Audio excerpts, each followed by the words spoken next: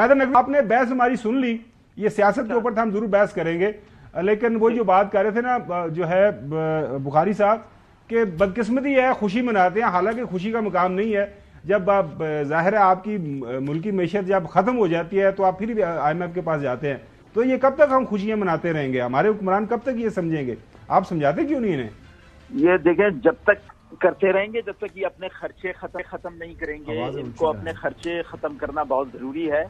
बहरहाल IMF से माहिदा हो गया। आपने अपने इंट्रो में तस्करा किया हिंदुस्तान का, 700 अरब डॉलर आपने बताया उनके ज़खायर हैं ज़र मुबादला के, तो ये एक हकीकत है।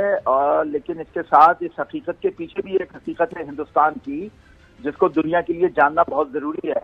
हिंदुस्तान के पास 377 अरब डॉलर के ज़र मुबादला के जो ज़खायर हैं वो 8% शरह सूद पर बैंकों से लिए गए हैं। हिंदुस्तान वो मुल्क है जिसकी 70% आबादी को बुनियादी जरूरियात मुयसर नहीं, जिसके 29 में से 22 सूबे आजादी मांग रहे हैं और 100 से ज्यादा वहां प्राइवेट मलेशिया काम कर रही हैं। 40% हिंदुस्तान पर हिंदुस्तानी हुकूमत की रेट खत्म हो चुकी है। ये वो मुल्क है जहां गुर्बत से दुनिया में सबसे ज्यादा खुदकुशियां होती हैं। हिंदुस्तान वो मुल्क है जहां जिस्मानी आज़ा की फरोख्त, पूरे गांव बोर्ड लगाकर गुर्दे बेचते हैं। फुटपाथ और रेल की पटरियों पे करोड़ों लोग जिंदगी गुजार रहे हैं। हजारों सड़कें और सैकड़ों पुल पुराने हैं। तो ये है हिंदुस्तान की साहब, ये आपकी बात बिल्कुल आपकी मवाजना जरूर करते हैं। मुझे खत्म करने दें भाई। हम हिंदुस्तान से अपना मवाजना जरूर करते हैं, लेकिन हिंदुस्तान की यह हकीकत भी दुनिया को पता चलना चाहिए।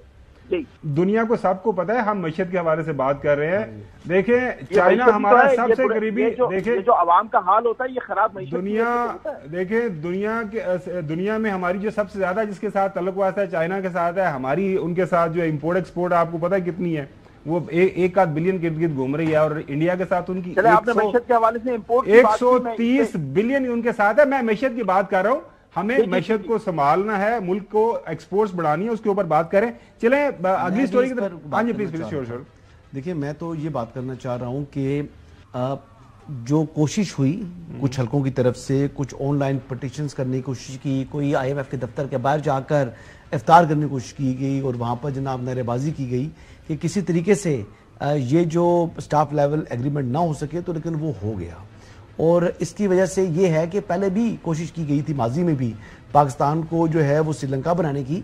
तो वो सियासी गिरोह जो पाकिस्तान को अदम इस्तेकाम से दो चार करना चाह रहा है और पाकिस्तान को डिफॉल्ट होता हुआ देखना चाह रहा है, उनकी ख्वाहिश पूरी नहीं हुई। और रमजान मुबारक में एक दफ़ा फिर ये स्टाफ लेवल एग्रीमेंट हो गया। एक खुशी मनाने की बात नहीं है, लेकिन अगर पाकिस्तान को इस वक्त एक चीज़ की ज़रूरत है और वो ज़रूरत पूरी हो रही है, तो इस पर अल्लाह का शुक्र अदा करना चाहिए। ना कि जो है वो इस तरीके से कहा जाए कि हमारे कर्ज में इजाफा हो गया। कर्ज में तो इजाफा है ही है जी। जब आपकी आमदन कम है और आपके अखराजात ज़्यादा हैं, तो आपने कर्ज लेकर ही गुजारा करना है। या तो अपने वसाइल बढ़ाएं, या अगर वसाइल नहीं बढ़ा सकते तो फिर आपने अपने जो अखराजात कम करें। जाने से पहले आखिरी क्वेश्चन आपसे शुएब, अब अगला हमने जो लेना है ये अप्रैल तक चलेगा मौजूदा जो हमारा ये मुआहदा, ये जो स्टैंड बाय है जी, ये जो हमारा स्टैंड बाय ये अप्रैल तक ख़त्म हो जाएगा। हमें 1.1 बिलियन डॉलर मिल जाएंगे। उसके बाद हम एक लॉन्गेस्ट हैवीएस्ट प्रोग्राम की तरफ जा रहे हैं। तकरीबन 4 साल का प्रोग्राम हो, तकरीबन 8 अरब डॉलर की इसकी मालियत हो, तो उसके लिए पूरा का पूरा जो है स्ट्रक्चर है जो हमें डिस्कस करना पड़ेगा और नए नए काम करने पड़ेंगे। जैसे क्रिप्टो करेंसी की रेगुलेशन पाकिस्तान में नहीं है रेगुलाइज। स्टेट बैंक कहता है ये करेंसी नहीं है, SEC पे कहता है ये असासा नहीं है, तो दोनों इदारे आपस में लड़ते रहते हैं। अब इसको रेगुलाइज करना है, इसकी इनकम के ऊपर टैक्स लगाना है, रियल एस्टेट के ऊपर जो है वो बहुत सारा काम अभी होना बाकी है। इसी तरह जो 9 लाख दुकानदार बड़े शहरों के अंदर है, इनको टैक्स नेट में लाना है। ये तमाम के तमाम काम है। फिर NFC के तहत जो एक्सपेंडिचर विफाक और सूबों के, उनको किसी हद तक जो है वो आपको रेशलाइज करना पड़ेगा ताकि विफाक का जो खर्चा है वो कम हो, विफाक दिवालिया ना हो, क्योंकि मुसलसल विफाक ही कर्जे जो है वो वापस कर रहा है, विफाक ही कर्जे उठा रहा है और सूबों के पास सरप्लस पे सरप्लस है। चलें शुएब, बहुत शुक्रिया।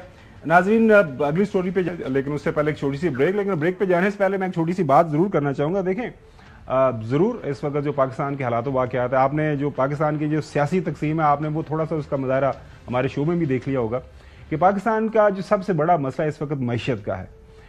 मैशत के ऊपर सियासत नहीं होनी चाहिए पाकिस्तान, इसमें कोई दो राय नहीं है। और जो हालात वाक़यात हैं, अब जो मैंने मिसाल दी वो इंडिया की मिसाल देने का हरगिज़ मतलब ये नहीं था कि मैं कोई इंडिया को एक बहुत बड़ा मुल्क साबित कर रहा हूँ, लेकिन वो एक दुनिया की तीसरी के चौथी बड़ी वो इस वक्त मैशत हैं। G20 के अंदर वो शामिल है। उनकी जो $100 अरब से ज्यादा उनकी जो आईटी की सिर्फ एक्सपोर्ट्स हैं, दुनिया के टॉप इंस्टीट्यूशन वहां पे मौजूद हैं। पहुंच चुका है जी, और पहुंच चुका है जो ग्राउंड रियलिटी है। हमारा और उनका जो फर्क है इकोनॉमी का, हम 80s के अंदर हमारा उनका ज्यादा फर्क नहीं था, हम उनसे आगे थे। यही है कि ये बुनियादी तौर पर बातें करने का, ये सारा तकाबली जायजा पेश करने का मकसद यही था कि हम बहुत पीछे रह गए हैं और हमने आगे बढ़ना है।